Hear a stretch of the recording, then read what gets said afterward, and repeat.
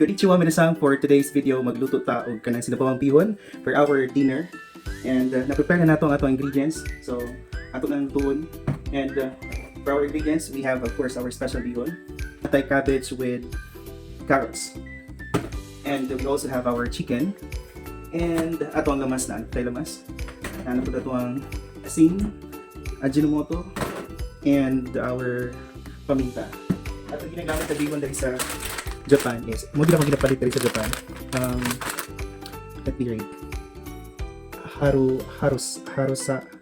Harusami, if tama ang pagbasa. Kasi barato rin siya guys. This is actually, kung sa Pilipinas, nara siya sa mga 20 pesos na siya. Kung balitan mo siya sa Pilipinas. So, actually, yung pagkaon sa Japan, especially sa mga ingredients, hindi kayo siya mahal. Kung na yung mga mahal na mga pagkaon, pero dili tanan. So, depende rin kung asa ka mo balit. Kaya dari sa ako ang apartment, na amig duol nga, or na duol nga discount store, kung asa makapalit itong mga sudan, mga pagkaon, mga isda, uban pang mga pwedeng panudan. Since ready na ang ato ang pagkaon, so, or ready na ang ato ang ingredients, so mag-start ito sa atong pagluto.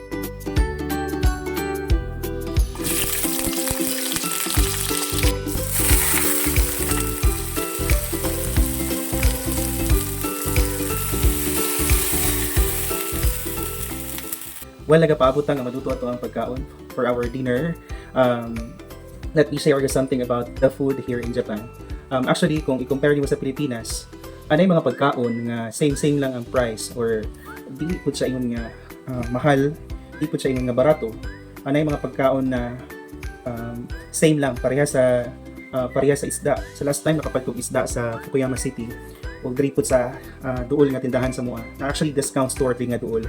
So last time nakapalit kog isda nga kuan siya like nasa mga isang nakadako nga isda, that's 1,200 yen approximately na siya sa mga pila ba ng 1,200 yen with tax na siya appeal. So basically kung i-compute mo siya or kung i-convert mo siya sa pesos, like approximately na siya sa mga pila ba ron 380, that's 100, 200, like mga 300 or 300 to 400 pesos. Pero worth it na kayo siyang isda, kaya dako naman siya. And pwede na mo siya bahinon for pila ka adlaw ni mong kananan. So, lang. So, para makatipid ka sa Japan, you really need to find some store kung asa ka pwede makales. Okay? Para kung gusto gid ka makatipid. But when it comes to napoy mga pagkaon na mahal gid siya kung i-compare mo sa Philippines. Pero ang mga gulay diri sa Mua, ang gulay diri sa Miyoshi City, kay since ana ako sa countryside, kuan gid siya, barato ra siya kay kanang halos mga farmer man or na mga halos ang napalibutan mo mga farm. So siguro kay ang supply is accessible or kanang daghang supplies pa. So mo ang sigurong barato lang po ang mga gulay diri sa Miyoshi City. And another thing is aside sa gulay, ang karne pod is dili pud siya ingon nga mahal. Usahay na mahal, usahay na ay naapoy barato, depende po siguro sa supplies sa mga karne, especially sa manok. Okay, sa mga manok na kuan kay feeling ako kay daghan kay manukan diri kay ang pinakabarato siguro nga mapalit nimo is ang manok. Ang karne nga baboy medyo mahal siya. Ang pinakamahal gyud diri nga kuan is ang bugas. So sa Pilipinas barato ang bugas. Sa 50 sa 1 kilo nimo nasa 50 pesos. Diri sa Japan kung i-convert mo sa Philippine money, ang pinakabarato nga bugas is nasa last time nakapalit ni is 2,500 yen. So approximately 2,500 yen. Dili ko maayo sa conversion.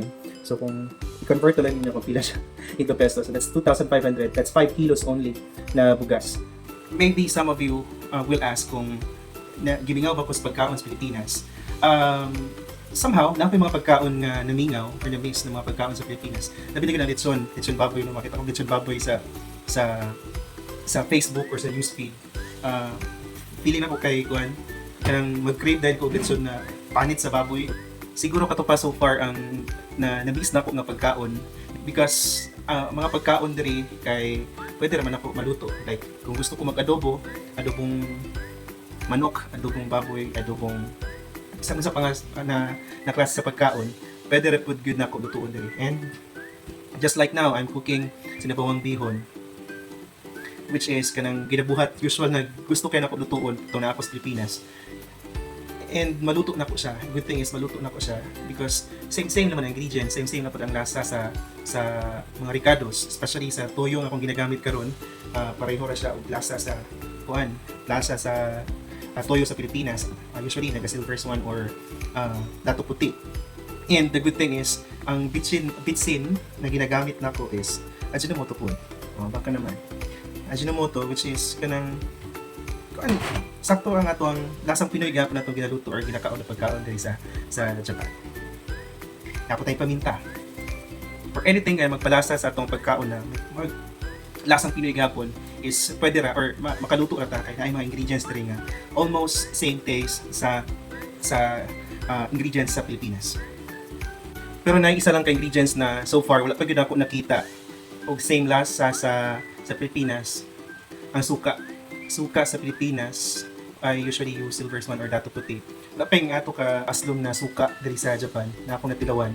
Nay suka nga baligya pero medyo kuan siya kanang tamison siya nga suka. Aslom siya gamay pero murag kuan gid mangibabaw ang lasa sa katamis. Actually naapoy Pinoy store diri nga tuol.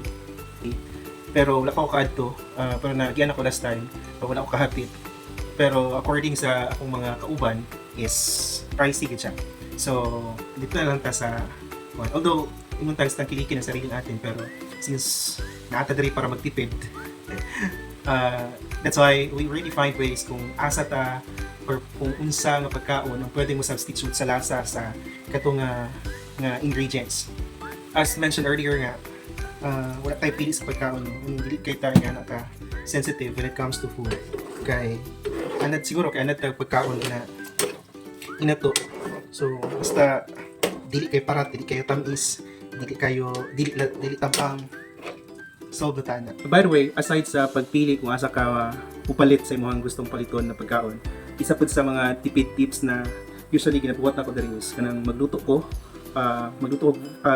pagkaon and I will divide it into 2 to 3. Ang uban kay gina-ref na ko, gina-freezer tapos ginainit na lang the following day kung gusto na paunon para isahan na siya pagluto. So usually dinaghan akong ginaluto kay para para mabahin ako siya kung kanus siya pwede or mabahin ako siya kung kapila siya pwede bahinon. And except for bihon, kay ang bihon is intended for tomorrow. Today at tonight and maybe lunchtime tomorrow or breakfast tomorrow.